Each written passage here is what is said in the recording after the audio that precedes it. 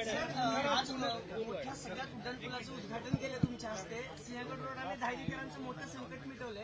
काय भावना आहेत? आज लय फास्ट दौरा. मला असं वाटतं की अतिशय महत्त्वाचा असा पूल आहे. 2.5 किलोमीटरचा लांब अशा प्रकारचा पूल आहे. 3 टप्प्यातला पूल आहे. त्याच्यामुळे मोठ्या प्रमाणात ट्रॅफिकचं जे काही मॅनेजमेंट आहे ते या पुलामुळे सुकर होणार आहे आणि जो काही एक ट्रॅफिक जॅमचा फटका पडत होता तो दूर होणार आहे. याच्यानं पोल्युशन कमी होणार आहे आणि म्हणून मला असं वाटतं की पुणेकरांना हा एक अतिशय चांगला अशा प्रकारचा या गणेशोत्सवाच्या काळातला एक उपहार हा या ठिकाणी देण्यात आलेला आहे. आणि सगळ्यात महत्त्वाचं आहे की याची जी ठरलेली तारीख नियोजित डेट होती जी कंत्राटदाराला दिली होती त्यापेक्षा 6 महिने आधी त्याचं काम पूर्ण करून आज त्याचं लोकार्पण करण्यात आलं आहे. दुसरं आपण ज्या ठिकाणी आहोत हा फुटब्रिज जो आहे हा देखील एक अतिशय सुंदर अशा प्रकारचा फुटब्रिज तयार झालेला आहे. पेठांमधले जे काही आमचे मेट्रोचे सगळे ट्रॅव्हलर्स आहेत त्यांच्याकरता तर अतिशय चांगल्या पद्धतीनं ही कनेक्टिव्हिटी तयार झालेली आहे. याच्यामुळे सिमलेसली मेट्रोमध्ये त्यांना ट्रॅव्हल करता येईल आणि मला असं वाटतं की त्याच्यातनं ट्रॅफिकचं रेग्युलेशन देखील मोठ्या प्रमाणात होईल आणि विशेषतः पेडेस्ट्रियन म्हणजे पादचारी अशा प्रकारची जी व्यवस्था मोठ्या प्रमाणात झाली पाहिजे अपेक्षित असतं ते या पुलामुळे होणार आहे. आणि आपण बघू शकता अतिशय आयकॉनिक अशा प्रकारचं स्ट्रक्चर या पुलामुळे तयार झालं आहे. हे मला असं वाटतं अत्यंत महत्त्वाचं आहे. सर, कोर्टात आज सुनावणी पार पडली आंदोलनासंदर्भात आणि 4 वाजेपर्यंत मुंबईतले रस्ते मोकळी करा अशा पद्धतीचे कोर्टाचे आदेश आहेत आणि इतर ठिकाणी आंदोलन होणार नाही याची देखील काळजी घेण्याचे. मला असं वाटतं मी प्रवासात असल्यामुळे कोर्टाने नेमकं काय म्हटलं आहे ते मी ऐकलेलं नाही पण कोर्टाने मला जे समजलं त्यात हेच सांगितलेलं आहे की जी काही परवानगी होती ती परवानगी काही अटी शर्तींचा होती त्याचं उल्लंघन झालेलं आहे आणि विशेषतः रस्त्यावर जे काही गोष्टी चाललेल्या आहेत त्या संदर्भात कोर्टाने प्रचंड नाराजी व्यक्त केलेली आहे आणि काही निर्देश हे दिलेले आहेत. जे काही कोर्टाचे निर्देश आहेत ते पालन करणं हे प्रशासनाला क्रमप्राप्त आहे. प्रशासन कोर्टाच्या निर्देशाचं उचित पालन करेल. आता isakal.com आहे देशातील नंबर 1 ची मराठी न्यूज वेबसाईट. प्रत्येक अपडेटसाठी isakal.com ला नक्की भेट द्या. बैठकीमध्ये आम्ही सगळ्या लिगल ऑप्शन्सचा विचार केला.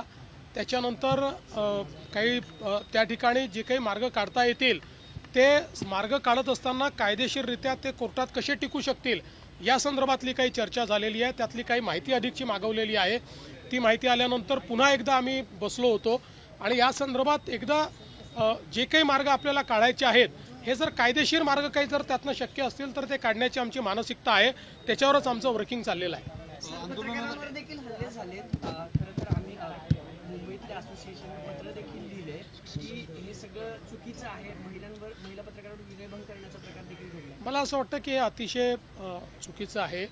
पत्रकारांवर हल्ला आणि विशेषतः महिला पत्रकारांचा विनयभंग हे कुठेतरी गालबोट लावणार आहे. कारण आपण 30पेक्षा जास्त मराठा मोर्चे बघितलेले आहेत. त्याची शिस्त बघितलेली आहे आणि मला असं वाटतं की त्या मोर्चांनंतर सरकारने सकारात्मकतेनं केलेला निर्णय देखील त्या काळातला किंवा शिंदेसाहेबांच्या काळातला आपण बघितलेला आहे. त्यामुळे अशा प्रकारे शेवटी पत्रकार असतील किंवा विशेषतः महिला पत्रकार हे आपलं काम करत असतात. त्या ठिकाणी रिपोर्टिंग करत असतात. किंबहुना लोकशाहीमध्ये तुमची भावनाच पोचवण्याचा प्रयत्न करत असतात. अशावेळी त्यांच्यावर असा हल्ला होणं हे बिलकुल महाराष्ट्राच्या एकूण संस्कृतीला शोभणारं नाही. अतिशय अशोभनीय आहे आणि याचा सगळ्या स्तरावर निषेध झालाच पाहिजे. दर्शनासाठी होत्या त्यांनी तुमचा जुना एक व्हिडिओ दाखवला तुमच्या भाषणाचा मराठा आरक्षणासंदर्भातला आणि त्या संदर्भात सरकार कुठेही चर्चा करताना दिसत नाही. पहिल्यांदा तर असं आहे की माझी सुप्रियाताई सहित सगळ्यांना विनंती आहे की अशा प्रकारच्या सामाजिक प्रश्नावर राजकीय पोळी भाजणं हे बंद केलं पाहिजे. कारण त्यातनं आपलंच तोंड पोळतं. आणि दुसरं महत्त्वाचं लक्षात ठेवा की खरं तर हा त्यांनी स्वतःला विचारला पाहिजे प्रश्न की मराठा समाजाचे प्रश्न इतके का चिघळले आणि त्याच्यावर सोल्युशन काढलं कोणी? त्यांच्या काळात निघालं का सोल्युशन? काढलं का त्यांनी? उलट मध्ये पुन्हा 2.5 वर्षाचं सरकार होतं त्यावेळी तर एकही निर्णय मराठा समाजाच्या बाजूने त्यांनी घेतले नाहीत. जे निर्णय झाले मी घेतले, शिंदे साहेबांनी घेतले, आता पुन्हा आमचं सरकार त्या ठिकाणी घेत आहे. त्यामुळे मला असं वाटतं की आपली राजकीय पोळी भाजणं त्यांनी बंद केलं पाहिजे. साऊथ मुंबईच्या लॉ एन्फोर्समेंट कोलॅप्स झाली अशी टीका केली जाते. काही ऍक्टर्सनी सुद्धा तसे ट्विट केले. नाही, लॉ एन्फोर्समेंट कोलॅप्स झालं असं म्हणता येणार नाही. कारण काही ठिकाणी स्पोरॅडिक अशा प्रकारचे बंद आणि रास्ता रोको झाले. त्या ठिकाणी अर्ध्या तासात, 15 मिनिटात, 20 मिनिटात पोलिसांनी ते रस्ते रिकामे केलेले आहेत. त्यामुळे लॉ अँड ऑर्डर कोलॅप्स झाली असं म्हणता येणार नाही. हां, काही घटना मात्र अशा घडलेल्या आहेत की ज्या भूषणावं नाही आहेत आणि अशा प्रकारची अपेक्षा आंदोलकांकडनं नाही आहे. आता जर त्याचंही समर्थन होणार असेल तर मात्र मग महाराष्ट्राची संस्कृती कुठे चालली आहे. आपण छत्रपती शिवरायांचं नाव सांगणारे लोक आहोत, आपण छत्रपतींचा इतिहास सांगणारे लोक आहोत आणि छत्रपतींचा इतिहास सांगत असताना अशा प्रकारे जर आपण वागलो तर कुठेतरी आपण त्या ठिकाणी छत्रपतींचाही अपमान करतो आहोत का, त्यांच्या संस्कृतीचा अपमान करतो आहोत का, अशा प्रकारचा प्रश्न आहे.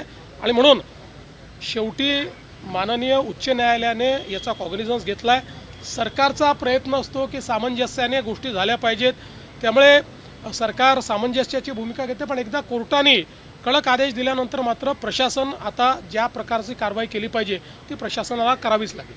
साधारण कधीपर्यंत यातून म्हणजे किमान चर्चा मार्ग नाही, असं आहे की आजही त्या ठिकाणी विखे पाटील साहेबांनी सांगितलं की तुमचं काही शिष्टमंडळ असेल, चर्चा करणारे लोक असतील, चर्चा करायची कोणाशी, माईकवर चर्चा करा, अशी चर्चा होते का मला सांगा. तरी आम्ही आपलं त्यांच्याकडनं काही आलं तर आम्ही त्याच्यावर प्रयत्न करतो. त्यांनी एक निवेदन दिलं आहे, त्या निवेदनातनं काय मार्ग निघू शकतो ते आम्ही बघतो. कारण शेवटी सरकारला त्या ठिकाणी कुठली आडमुठेपणाची भूमिका घेता येत नाही. सरकार कधीही कुठला इगो धरत नाही.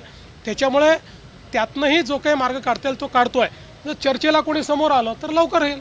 सर मुंबईत आहे की हा विषय केंद्राकडे पण महत्त्वाचा जाणं गरजेचं आहे, त्या बाबतीत राज्य सरकारची कायदे तज्ज्ञांचं नाही हे म्हणणं काल पवार साहेबांनी मांडलेलं आहे. पण कायदे तज्ज्ञांनी हे स्पष्ट सांगितलं आणि सुप्रीम कोर्टाने सांगितलं आहे की हा मुद्दा राज्याच्याच अखत्यारीतला आहे, हा केंद्राच्या अखत्यारीतला नाही. सर, मुंबईत व्यापाऱ्यांकडनं सुद्धा एक पत्र देण्यात आलेलं आहे की कुठेतरी मुंबई स्टँडस्टिल पोझिशनमध्ये येते. या व्यापाऱ्यांना काय नाही, मला असं वाटतं की आम्ही बघा पहिल्या दिवशी जो काही लोकांनी धुडगूस घातला त्यामुळे व्यापाऱ्यांनी दुकानं बंद केली, ते निघून गेले आणि मग लगेच आम्हाला उपाशी ठेवण्याचा प्रयत्न केला वगैरे आरोप लागले. पण ते काही कोणीही त्या व्यापाऱ्यांना सांगितलं नव्हतं. तिथे काही लोकांनी धुडगूस केल्यामुळेच ते व्यापारी निघून गेले होते. म्हणून नंतर आम्ही त्यांना सांगितलं तुम्ही दुकानं उघडी ठेवा, आम्ही पोलीस फोर्स ठेवतोय, कुठेही आम्ही काय उधळणार नाही. त्यांनी दुकानं उघडी ठेवली, दुकानं उघडी आहे. देश विदेशातील प्रत्येक घडामोडींचे लाईव्ह अपडेट मिळवण्यासाठी आता साम टीव्हीच्या सर्व सोशल मीडिया प्लॅटफॉर्मला लाईक, फॉलो आणि सबस्क्राईब करा. तसंच सर्व नोटिफिकेशनसाठी बेल आयकॉन प्रेस करायला विसरू नका.